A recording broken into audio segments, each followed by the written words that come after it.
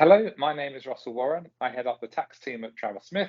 I'd like to welcome you to the 12th episode in our Travelling Seamlessly Global Mobility podcast series. In this series, members of the Travers Smith Global Mobility team will talk to you about the implications of moving your people and operations into and out of different countries, and also look at the situations where members of your team may need to work in more than one country. In this 12th episode, Hannah Manning, Kaleem, and Lewis Currie will be recapping some of the topics which have been explored in the last 12 months in the series, through the festive lens of Santa and his toy-making business. To find out more about the issues discussed in this podcast, Travers Smith Global Mobility team, and how we can help you with your global mobility projects, you can visit our website, www.traversmith.com, and search for Global Mobility. And now over to Hannah, Kaleem, and Lewis.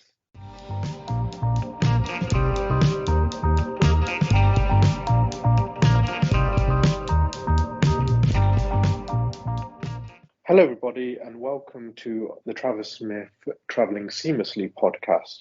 My name's Kaleem Khan, and I'm a senior tax associate in the Travers Smith tax team, and I'm joined by some of my colleagues. I'm Hannah Manning, and I'm a partner in the tax team. And I'm Lewis Currie, and I'm an associate in the transaction tax team. So in this podcast, because we're coming up to the festive season and the end of the year, we thought it would be a really good idea to sum up some of the key aspects of the podcasts we've been doing as part of this series over the last 12 months. It's clear that over 2022, global mobility has become a big issue for companies. It's obvious to see why. This is because you have the easing of travel restrictions imposed by COVID, and employees are looking for different working patterns following the pandemic. On this basis, a lot of employers have been looking for international talent. They haven't just been restricting their search within their jurisdiction of operation.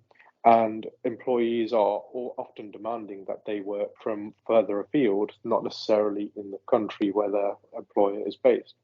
For this reason, global mobility is becoming a lot more of a hot topic, and it's interesting and easy to see why, because global mobility poses a number of considerations which have to be taken into account, including tax, employment, immigration, and where you're a regulated business, certain regulatory requirements.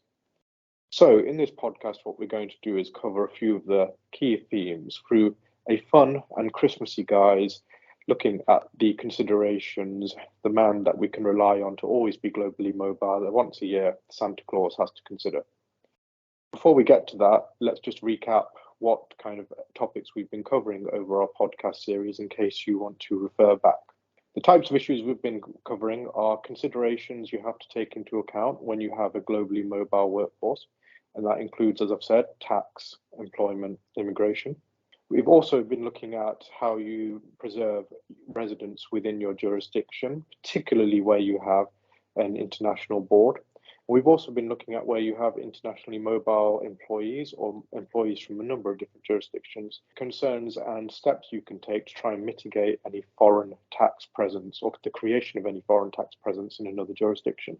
Finally, we've also looked at the incentivization plans that an employer can undertake to try and incentivize a internationally mobile workforce or a global workforce. And this ranges from options, various share incentive plans, and in the private equity context, carried interest for private equity fund managers. So now that we've started, I would pass over to Lewis, who can set the scene with Santa. Thanks, Kaleem. Yeah, so we thought it would be good to recap on the issues which we've discussed over the past year while taking a light-hearted look at Santa and his toy present making business. And for these purposes, we're assuming that Santa is actually in business to make a profit, but don't worry, children, as we know, that's not true in real life. So just to set the scene, we have Santa, his little helpers, the elves on the shelf, and his reindeer distribution team, and they're each based in Lapland, Finland. They're all tax resident and domiciled in Finland, but it's a global year-round operation to make all of the toys and presents. And of course, those elves on the shelf who keep an eye on naughty children spend much of December based all over the world in people's homes. The Worldwide Santa Group is headquartered by North Pole Oy in Finland. And for the purpose of this podcast, we refer to that as North Pole HQ. There are then a number of subsidiaries worldwide, including Santa Limited in the UK. It's busy work. Santa himself is the sole director at North Pole HQ, but he's also a director of Santa Limited and visits the UK regularly on a short-term basis for board meetings and other directors' duties, sometimes working at the Santa Limited office at a secret location in London. Santa's Little Helpers also travel to the UK, again on a short-term basis, to manage the toy-making process. Santa employs the best toy makers in the business around the world, but many of them now want to work from home for some of their time, and the elves on the shelf are sent out to work in homes across worldwide, including the UK. So it sounds as though, Kaleem and Lewis, what Santa really needs from us is some advice. So what are the points that Santa Group should be bearing in mind as regards the impact of its operations in the UK? Should we start with immigration? Yeah, I think so, Hannah. And immigration is a particularly important point when you're travelling in a jurisdiction where you're not resident, and particularly post-Brexit. Even Santa and his helpers can't avoid the implications of Brexit. Because they will be travelling within the UK short-term, they're likely to be seen as short-term visitors. And that's the same as any of us travelling to see friends or family in a different jurisdiction. And generally, what that means is that they will be able to stay for 6 months within the UK. So the things that you can do whilst you're here for 6 months are limited. You can do certain things like attend meetings which you've been invited to and negotiate certain contracts. However, the extent to which Santa and his helpers will be able to conduct business activities is limited.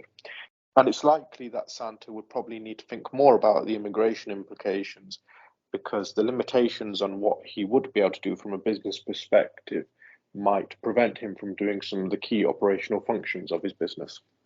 Thanks, Kaleem. And I think, just to reiterate your point, I think it's very important to get the immigration piece right, because otherwise Santa and his little helpers, the reindeer and the elves, they could all be refused entry at the UK border, and there may also be penalties for illegal working in the UK, which of course would lead to a lot of disappointment for the children of the UK. And I think it's also worth saying that if Santa decides to expand his operations in the UK and hire an international talent to do this, he may need to consider the visa requirements for longer-term employees. That's great. Thank you both. If you're interested in hearing more detail on immigration issues, then take a look at episode 1 in our series, where Elizabeth Grout and Kaleem Hardy talk about short-term business visitors. Episode 7, where Moji Oediran and Alex Fisher discuss the immigration regime more widely. And episode 8, where Moji and Alex explore the new visa options for employers. So that's immigration. How about employment tax? That's an area where getting employment taxes right can be really quite tricky. There are helpful rules that are available for those who are coming to work in the UK on a short-term basis, but it is a complicated patchwork of provisions, and particular directions might be needed from the tax authorities in order to avoid the need to collect tax through UK payroll. To further complicate the picture, the social security rules, which we'll talk about in a minute, are completely separate from income tax and operate in a different way. There are also different rules in play for Santa's Little Helpers as employees compared with Santa himself as a director from North Pole HQ. So let's talk a little bit about Santa's Little Helpers and their position. Well, they're employees and they're resident in Finland. They're employed by North Pole HQ, but when they come to the UK, they could be subject to income tax in the UK in relation to the time that they spent here doing their job. And that in turn could result in Santa Limited in the UK needing to deduct and account for that tax via payroll. If the Little Helpers are also paying tax in Finland, then although the double tax treaty between the UK and Finland will ultimately prevent them from being taxed twice on the same income, without any help, they may end up having to pay both lots of tax and sort things out later via their personal tax returns. Happily, help is available in the form of the UK-Finland double tax treaty, which provides that the Little Helpers won't be subject to UK income tax if, very broadly, they're only in the UK on a short-term basis and the cost of their employment is borne by an employer outside the UK. This could significantly ease the administrative burden for North Pole HQ and Santa Limited by removing the obligation for UK tax to be collected via PAYE. But the treatment isn't automatic, and if they want to apply it, they need to obtain a short-term business visitor agreement from HMRC. So there's a helpful concession there, but some advanced planning is needed to obtain it. So how about Santa as a director? Well, unfortunately, Hannah, for Santa, the short-term business visitor scheme is not available for non-UK resident directors. This means that Santa Limited will be subject to PAYE reporting obligations, regardless of how long Santa performs his duties in the UK. So assuming that Santa receives director's fees for attending board meetings and carrying out duties in the UK, Santa Limited will need to operate PAYE on these. Santa might look to avoid these liabilities by limiting his visits to the UK and dialing into board meetings in Finland. Remember that this could create tension with some of the corporate residence issues that we'll discuss later. Great. Thank you, Lewis. I'm going to talk a little bit about Social Security now. And as Hannah trailed, Social Security is completely different to the double tax treaty regime and the PAYE system. So you have to always consider this as a separate item from what Lewis and Hannah have just discussed. So when you're looking at the Social Security position of your employees, there are a number of factors you have to take into account. Particular emphasis will have to be placed on the duration of the stay. But happily, where your employees are staying in an overseas jurisdiction for a short period of time, they may not incur Social Security contributions obligations in the UK. Take Finland, for example, with Santa HQ. Finland is an EU country and therefore imposes its own domestic Social Security regime. Provided that the employees of Santico are only in the UK for a short period and can prove through a certificate that they have been paying Social Security in Finland, they should be able to benefit from not having to pay Social Security or NICs in the UK. However, the key point here is that you'll have to make sure that your arrangements are set up appropriately and you have the relevant admin in order to effect and prove this.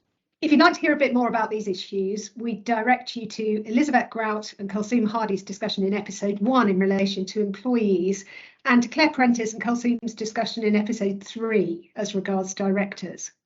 So moving on now to corporation tax. North Pole HQ will need to ensure that it doesn't create a taxable presence in the UK, other than the one that already exists in the form of Santa Limited. Why is this important? It's important because otherwise it may unexpectedly be liable to UK tax on certain of its profits. As North Pole HQ is a non-UK resident company, it could end up being subject to UK tax if it has a permanent establishment or branch in the UK. Now, that isn't necessarily a bad thing, but it's very important that it doesn't happen accidentally, which might result in it missing certain filing or tax payment obligations.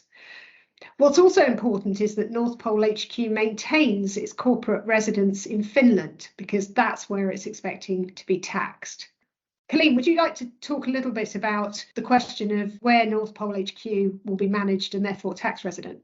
Yeah, absolutely. So it's important to look at where actually the Finnish company is managed and controlled under the Finland-UK double tax treaty. The main area where tax authorities look at is where decisions are made, and in particular board decisions. But this isn't always the case.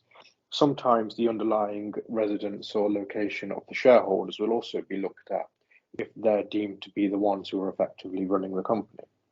So what does this mean for Santa? Well, effectively, if Santa's on the board of directors of the Finnish entity, he should really try to avoid dialing into meetings of Finnish Co whilst in the UK or making any key decisions, because that could put pressure on the idea that the Finnish entity is managed and controlled outside of the UK. So really, he should wait until he's back in Finland to try and make those key decisions relating to the Finnish company.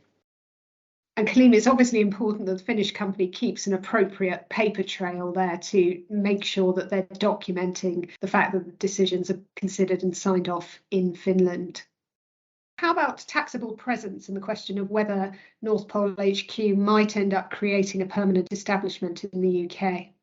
Taxable presence in the UK could be treated as arising if North Pole HQ is trading in the UK, and we'll refer to this as a PE for short.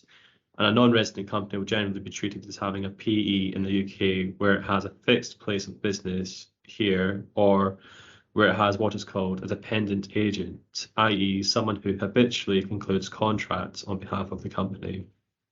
Now, applying that to Santa and his toy making business, the toy makers and elves on the shelf are unlikely to be dependent agents of North Pole HQ, but some thought may need to be given to whether they are creating a fixed place of business PE in the UK. For the toy makers, one relevant factor here is whether they are required to work from home or could in fact choose to work in North Pole HQ. However, there are a series of other factors that are also relevant in working out whether there might be a fixed place of business which is at the disposal of Santa HQ, which also need to be taken into account. For the elves on the shelf, the fact that they are only in people's houses for a short period of time and can move from house to house might be quite helpful. But ultimately, the question of whether a company has a PE is highly fact-specific and can vary between jurisdictions, so it's worth obtaining advice. If you'd like to hear a bit more about the corporate tax residence considerations, we would direct you to episode 4, where Hannah and Tom Marsden talk about when home working could create a taxable presence, and episode 11, where Siv Devakumar and Holly Norman discuss corporate residence generally. Thanks, Lewis. So Santa clearly has a lot to think about from a global mobility perspective, and that doesn't take into account the complexities of setting up a global share incentive scheme for his toy makers, or maybe even setting up a Santa fund and allocating carried interest, which you can find out more about in episodes 2 and 6 of the series. But let's leave Santa for now to get on with what he does best, delivering Christmas. We hope that you have a happy festive break. If you'd like to listen again to any of our 2022 podcasts over the break, you can find those on our Global Mobility website or through Apple or Spotify. And we look forward to bringing you more from Travelling Seamlessly in 2023.